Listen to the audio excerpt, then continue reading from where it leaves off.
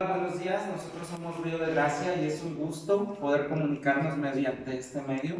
Esperamos que tengan un lindo y bendecido día y nos disponemos a escuchar la palabra que nos compartirá el pastor Saúl. Muchas gracias.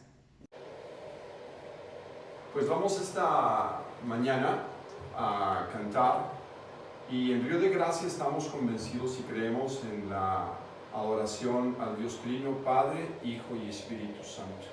Pero también que Cristo es exaltado, una alabanza que vaya dirigida a Dios, al Hijo, al Espíritu Santo.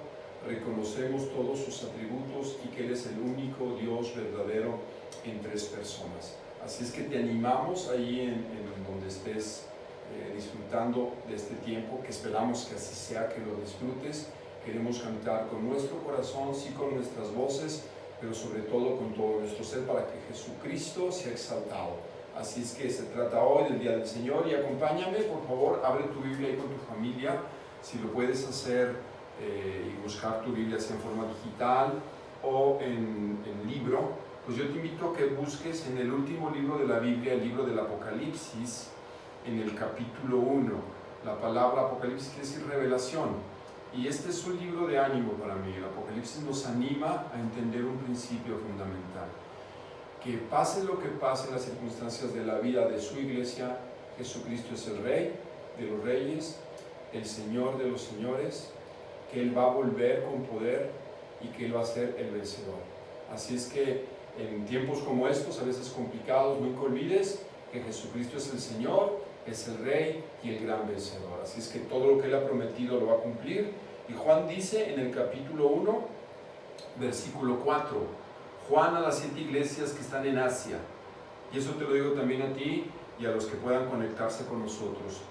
Gracia a vosotros y paz de aquel que es y que era y que ha de venir, y de los 7 espíritus que están delante de su trono, y de Jesucristo, el testigo fiel, el primogénito de los muertos y el soberano de los reyes de la tierra, al que nos ama y nos liberó de nuestros pecados con su sangre, e hizo de nosotros un reino y sacerdotes para su Dios y Padre. A Él sea la gloria y el dominio por los siglos de los siglos. Y todos decimos amén. Te invito a cantar esta mañana. Y la creación habla de su fama, la Biblia nos habla de su grandeza y de sus portentos, y nosotros le cantamos a Él. Dice este canto: grande es tu fama. Cantemos.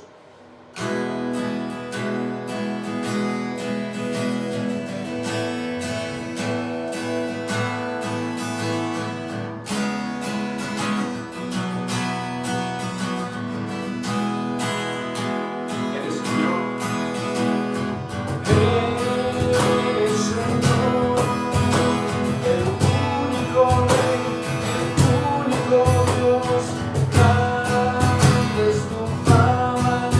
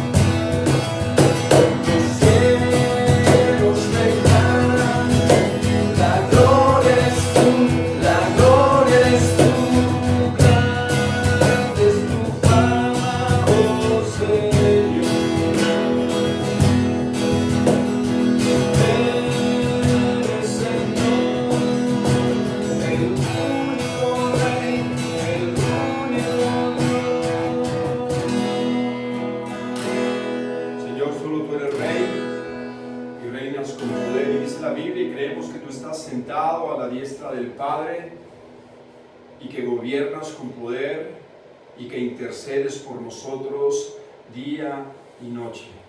Y estás sentado en gloria, en majestad, en poder, en soberanía, pero también en gracia y en misericordia. Y te cantamos porque tú eres el Dios de los dioses y el Rey de los reyes, Jesucristo.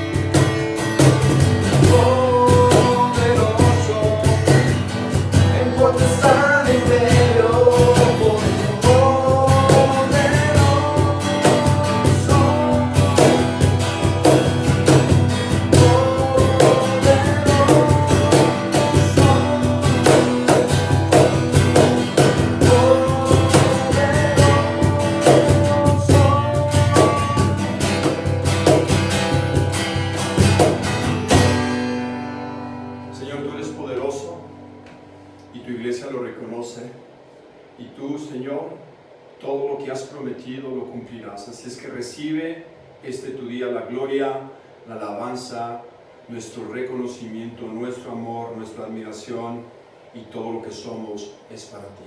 Permítenos, Señor, que mientras transcurre nuestra vida en este plano terrenal, te sirvamos, te amemos, compartamos con la gente las buenas nuevas, y cuando llegue nuestro momento, o que tú vengas y estemos delante de tu presencia, todo aquello que hicimos lo rindamos a tus pies como coronas para que tú seas siempre glorificado, porque todo es por ti y para ti.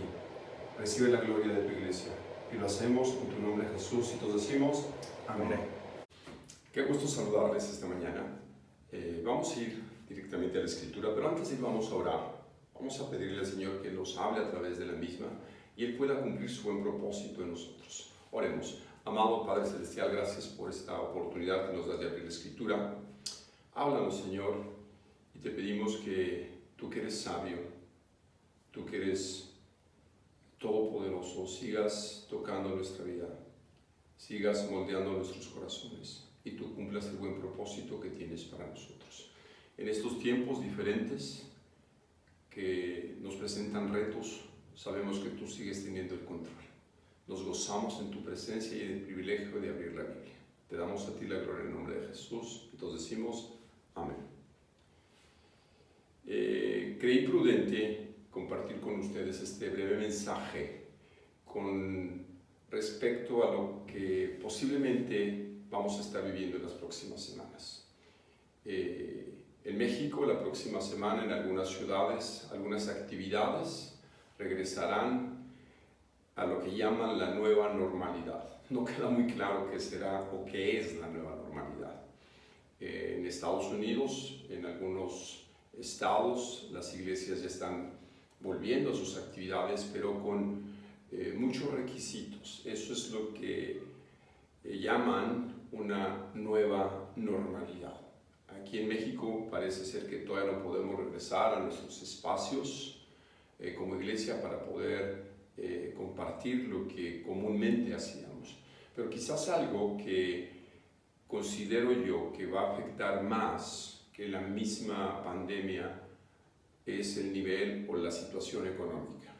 Entendemos que esto ha traído estragos en muchas familias, se han perdido muchos empleos, muchas empresas tienen dificultades, así es que no podemos sustraernos a los aspectos económicos.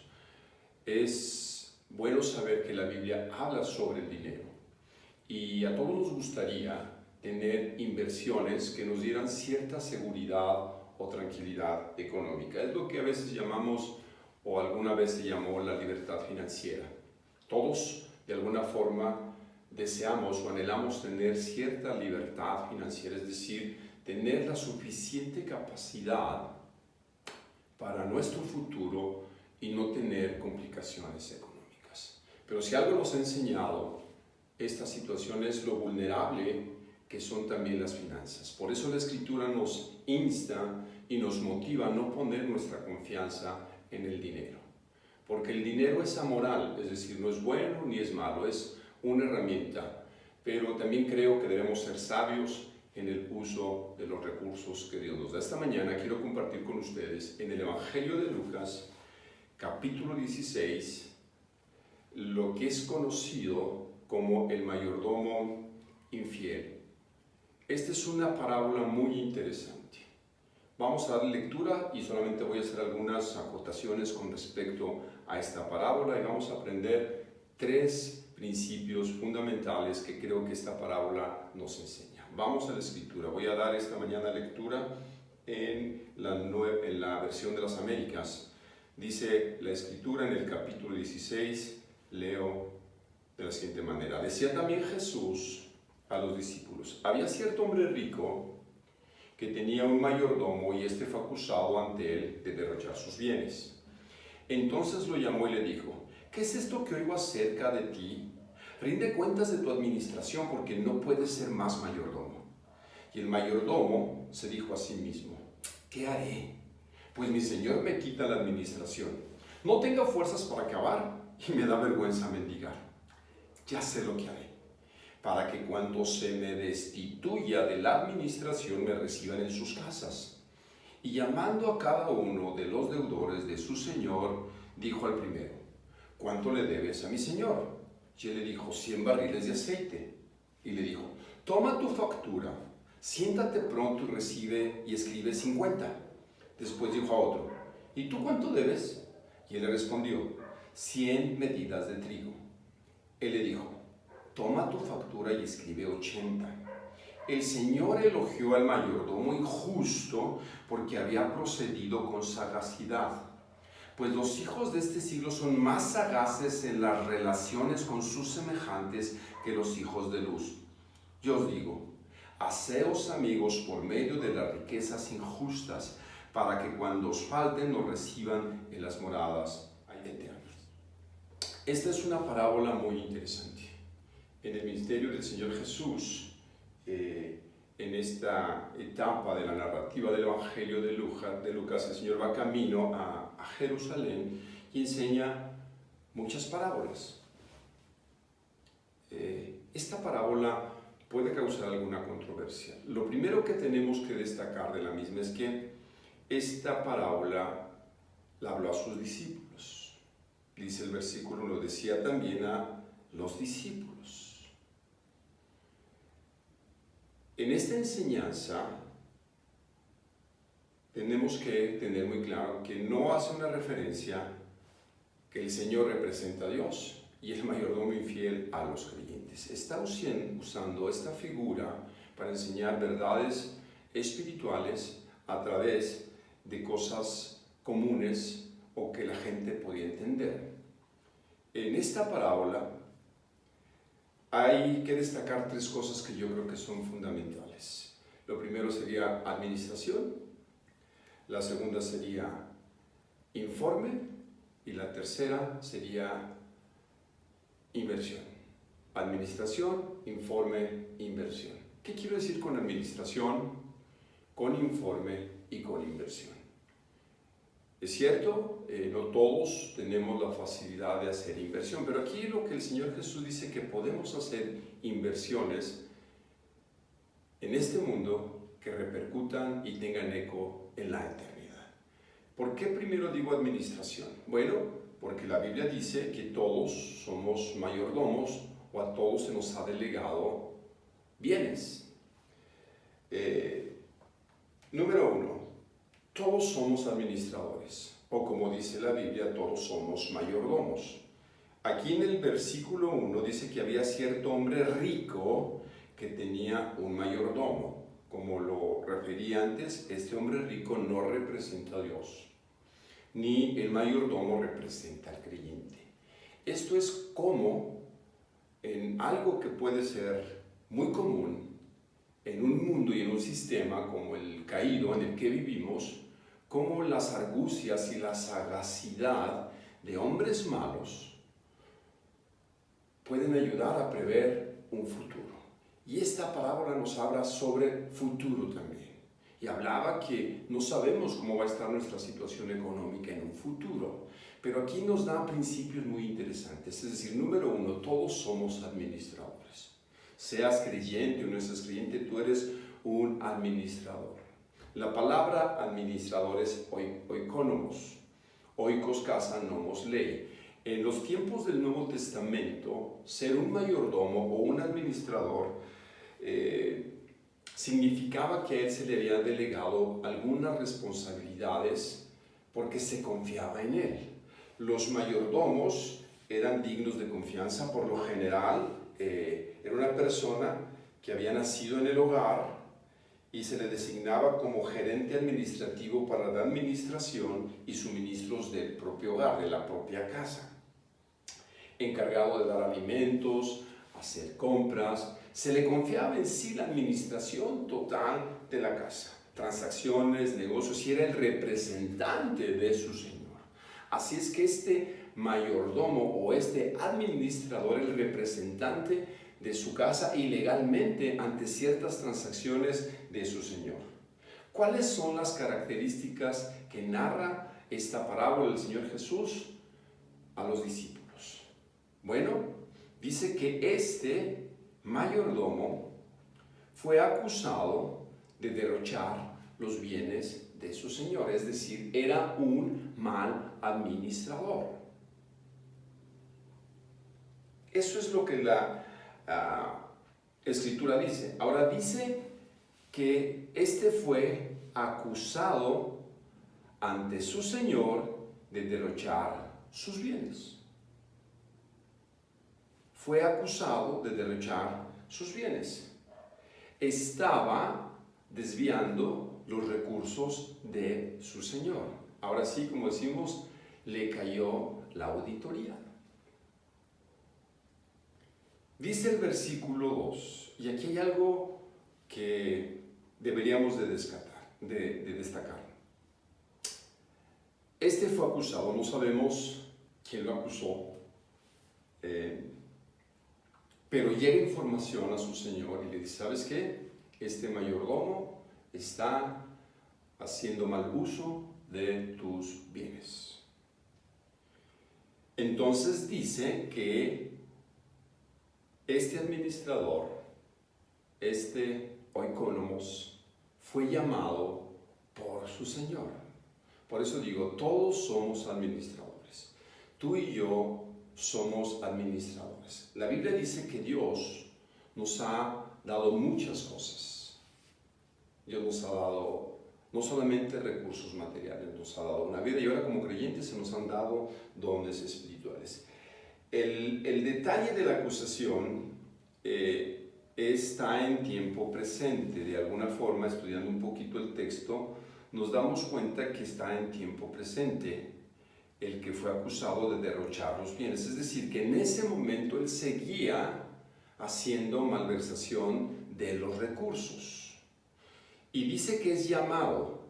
Aquí en esta lógica, que no parece tan lógica o lógico, es que no fue destituido inmediatamente del cargo de administrador, porque más adelante nos damos cuenta que él siguió haciendo movimientos administrativos con los recursos de su señor. Entonces, dice que su señor lo llamó y le dijo, ¿qué es esto que oigo acerca de ti? Rinde cuentas de tu administración porque no puedes ser más mayordomo. Parecía que las acusaciones eran ciertas.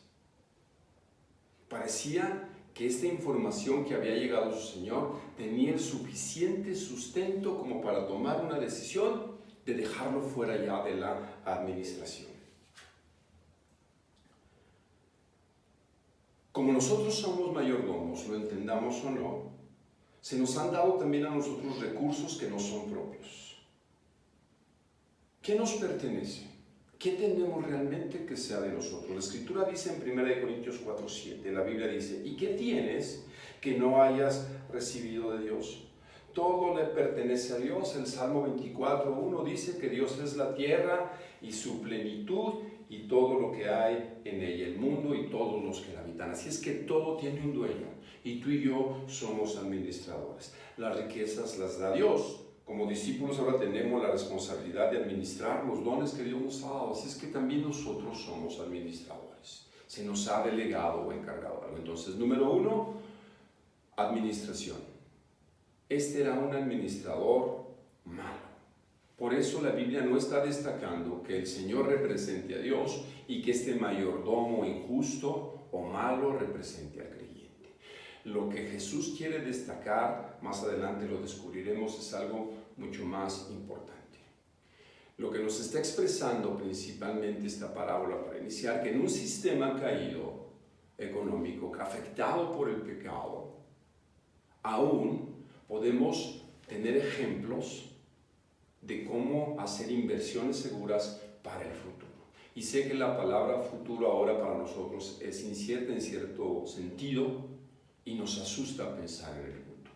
Y como lo decía, en el aspecto económico. Entonces, número 1, tú y yo somos mayordomos o administradores. Número 2, informes. Él fue llamado a dar un informe, a rendir cuentas, como lo vimos en el versículo 2. Entonces, lo llamó y le dijo, una pregunta, ¿qué es esto que oigo acerca de ti? Rinde cuentas de tu administración. Hay dos preguntas entonces que saltan a la vista del Señor y la de este mayordomo al sentirse descubierto. ¿Qué es esto que oigo de ti? ¿Era culpable? ¿Sí o no? Sí, sí era culpable. Ahora, ¿qué hará?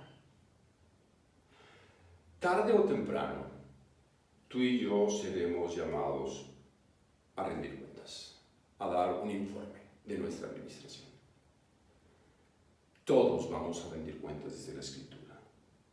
Entonces, deberíamos hacer una reflexión, como este mayordomo infiel llegó a hacer una reflexión sobre su futuro. Él seguía malversando los fondos, lo estaba haciendo en el momento en que fue descubierto, pero reflexiona sobre su futuro. Los discípulos y todos los creyentes, los cristianos y todas las personas serán llamados a cuentas. La Escritura dice de nosotros los creyentes que todos compareceremos a rendir cuentas al final de nuestro tránsito por esta vida. Dice, todos compareceremos ante el tribunal de Cristo, para que cada uno sea recompensado por sus hechos estando en el cuerpo, de acuerdo con lo que se hizo, sea bueno o sea malo. Eso es lo que dice 2 Corintios 5:10, que en un momento dado tú y yo vamos a ir a rendir cuentas de lo que Dios nos delegó en esta vida. Las cosas por las que yo creo que seremos llamados a cuentas serán que también obedecimos lo que el Señor Jesús nos mandó a hacer. Nos llamó a compartir el Evangelio, lo que hemos conocido como la Gran Comisión, y de hacer discípulos. También qué tan victoriosos fuimos en creer a Dios y cómo obedecimos lo que Él nos dejó, qué tan victoriosos fuimos sobre el pecado, confiando en su amor, en su gracia. Qué tanto pusimos en práctica los principios que Dios nos dejó en su palabra. En fin, todos seremos llamados a cuenta. La Biblia habla de creyentes recibiendo también coronas por diferentes cosas, basadas en cuál fielmente servimos a nuestro Señor Jesucristo.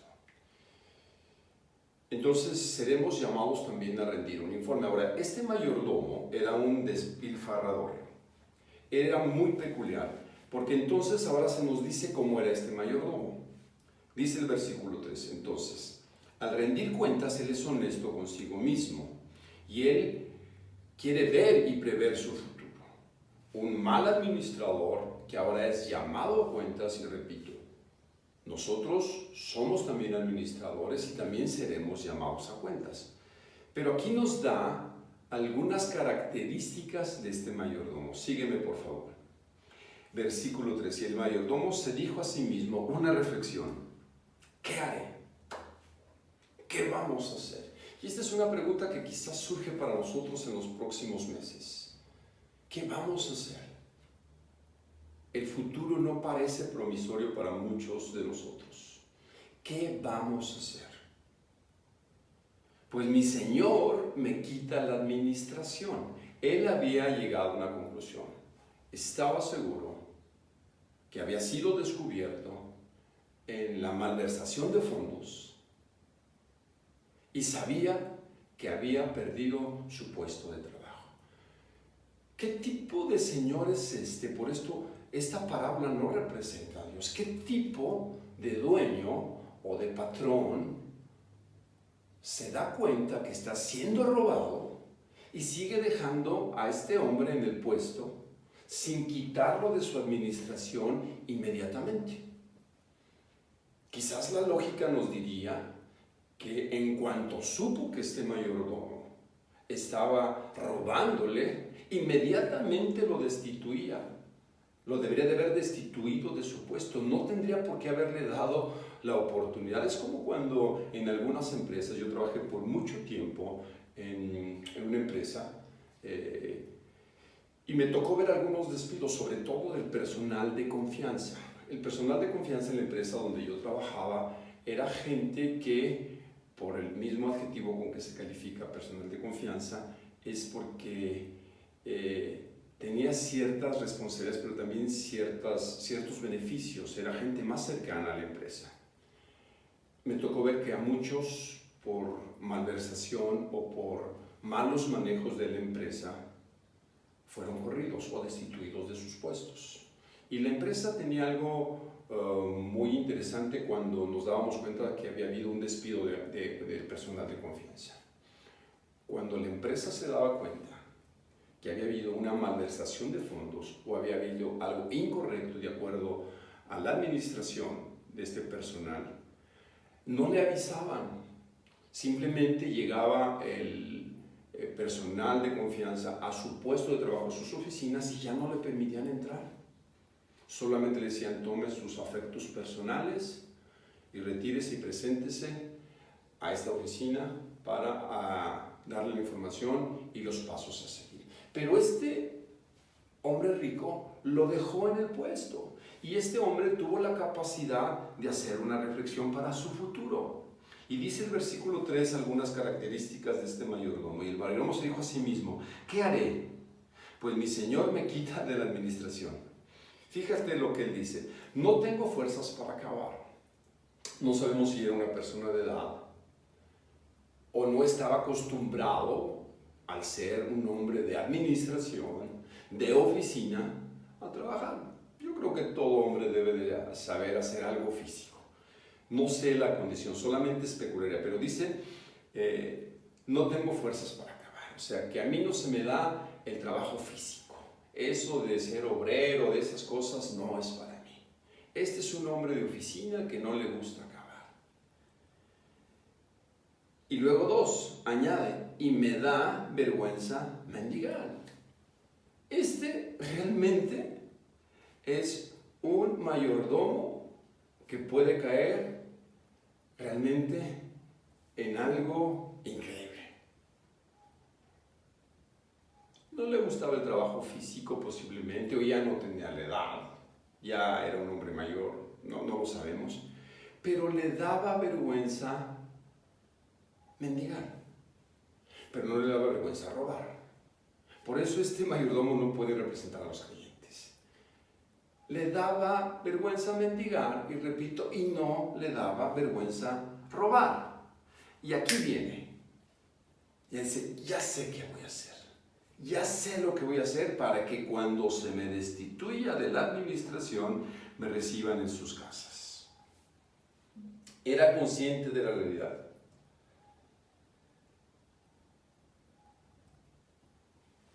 Llama a los deudores y entonces él hace la treta maestra. Hace una jugada maestra. Esta malversación de fondos, él la cierra con la jugada final. Y aquí está la treta maestra. Va a dar el último estoque o la última raspada a su señor. No se va a quedar así. Se da cuenta, entonces idea lo siguiente. Esta es la idea. Dice que llama a cada uno de los deudores de su señor y dijo el primero: ¿cuánto le debes a mi señor? Y le dijo: 100 barriles de aceite. Y le dijo: toma tu factura, siéntate pronto y escribe 50. Después dijo al otro: ¿y tú cuánto tienes? Y él le respondió: ¿cuánto debes? 100 medidas de trigo. Él le dijo: toma tu factura y escribe 80. Alteración de documentos. Alteró documentos, facturas.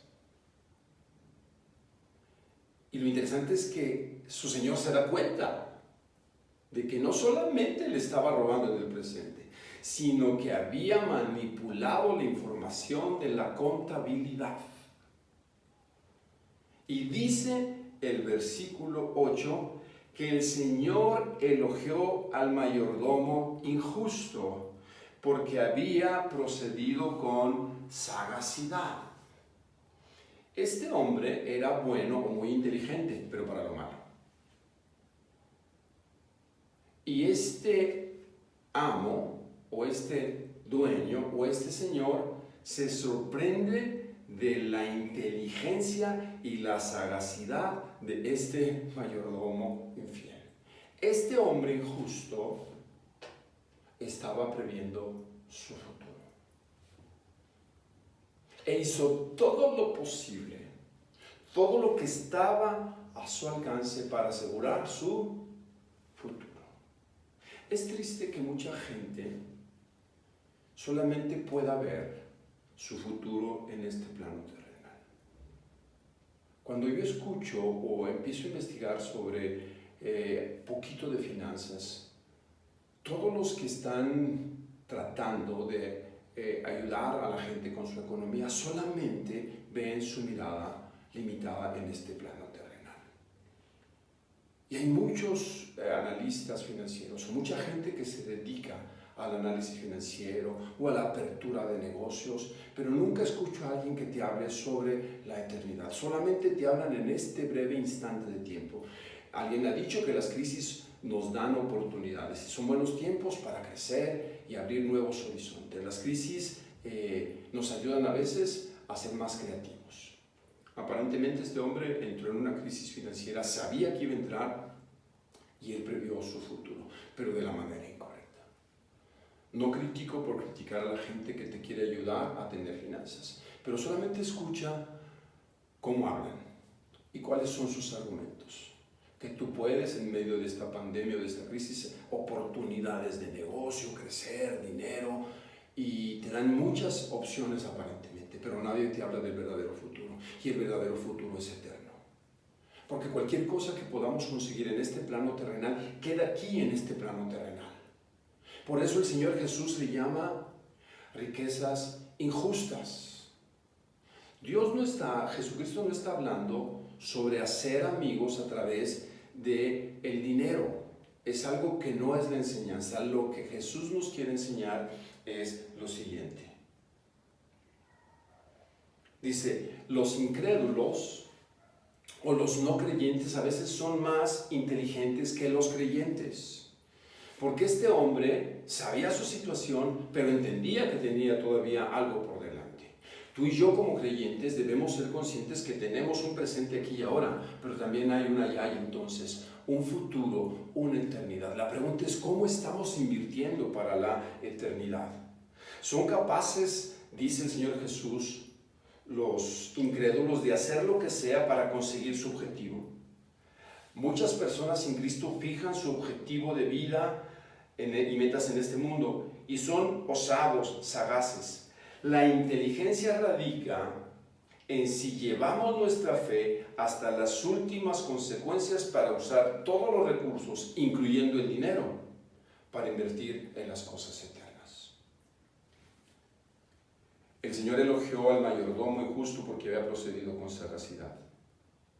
Y el Señor Jesús dice, esos a veces son más inteligentes que los creyentes.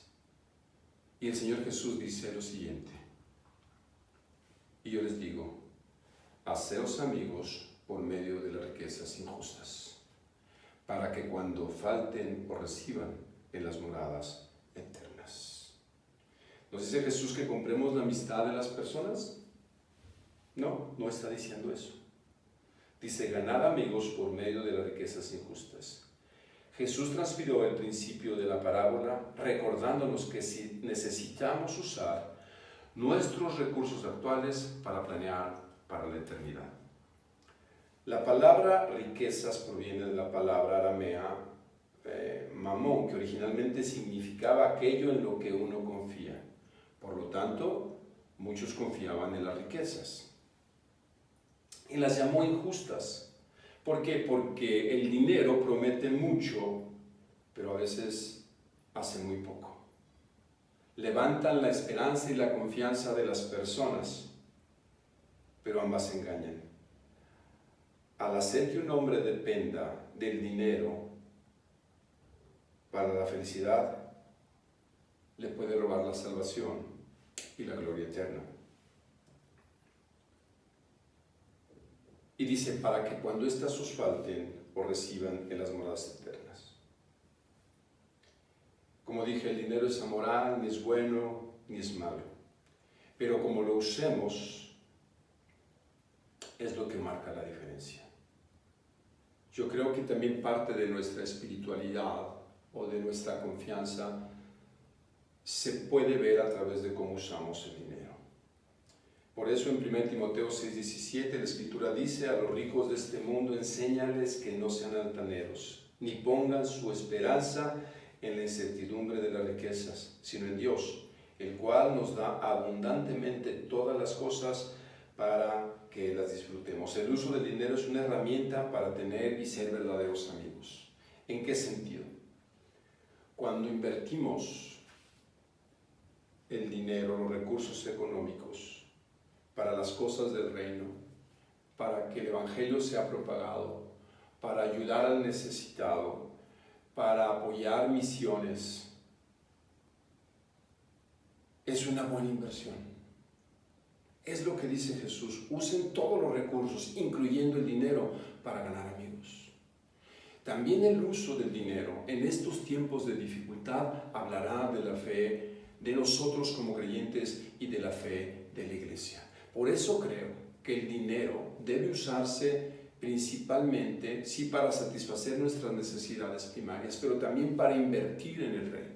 Es lo que Jesús quiso decir. Este hombre, este mayordomo infiel, fue tan inteligente que usó su sagacidad, su inteligencia para su futuro. Él sabía y pensaba en su futuro. Tú y yo como creyentes debemos de pensar en nuestro futuro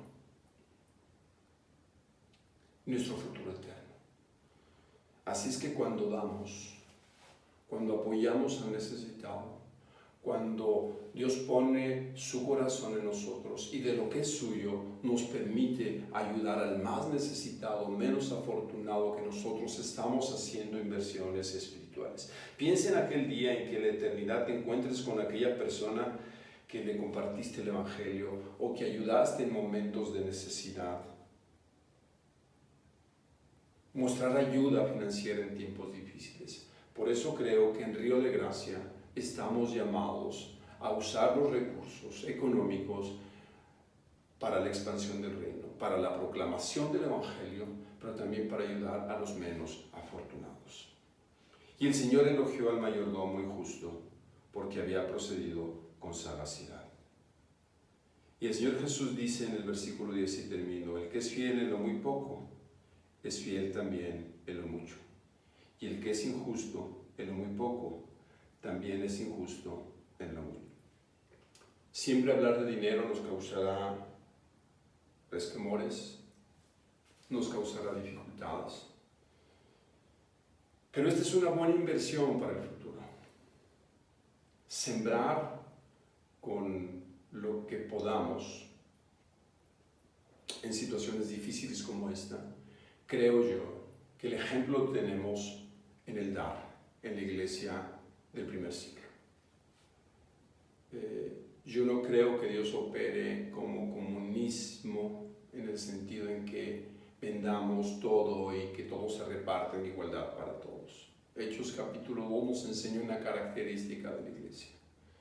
Y este principio es el principio de dar con generosidad.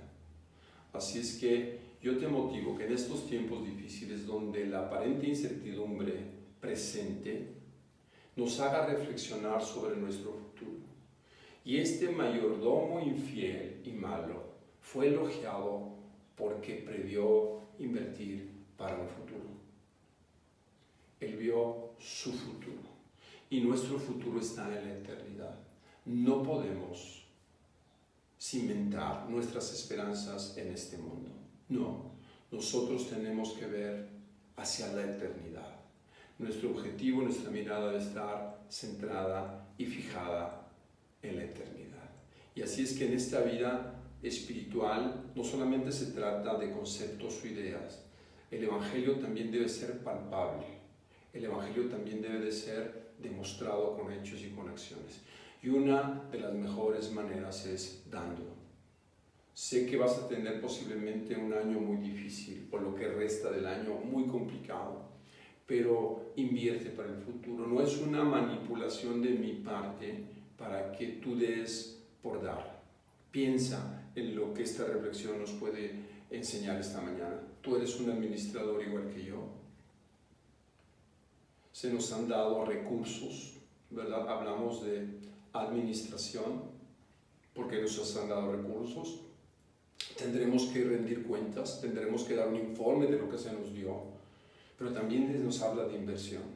Dijo Jesús, ganen amigos a través aún de las riquezas injustas. No solamente compartamos el Evangelio, seamos gente que ayuda, que da. Y una forma de dar es a través también del dinero. Que Dios nos ayude y pongamos nuestra visión en el futuro eterno, para que cuando lleguemos a la eternidad, y aquella gente que en su misericordia Dios nos permitió ayudar en este plano terrenal, nos reciba y nos digan quizás muchas gracias porque nos ayudaste en tiempos de necesidad. Por el Señor Jesús dijo, a lo que hiciste a uno de estos más pequeños, me lo hiciste a mí. Que el Señor te bendiga. Oremos. Gracias, Padre, por tu palabra, por esta oportunidad que nos diste de abrir tu palabra, recordando que todos somos administradores, que nos has dado recursos materiales y espirituales de los cuales rendiremos cuenta, daremos un informe y ayúdanos a ser sagaces e inteligentes para invertir en la eternidad. Gracias por lo que nos das, que tú seas glorificado. A ti la gloria en el nombre de Jesús, y todos decimos amén. Agradecemos a Dios por su palabra y les recordamos que todos los viernes a las 8 de la noche nos estamos reuniendo vía Zoom. Los esperamos, ojalá que nos puedan acompañar. Que Dios los bendiga y que tengan una excelente semana.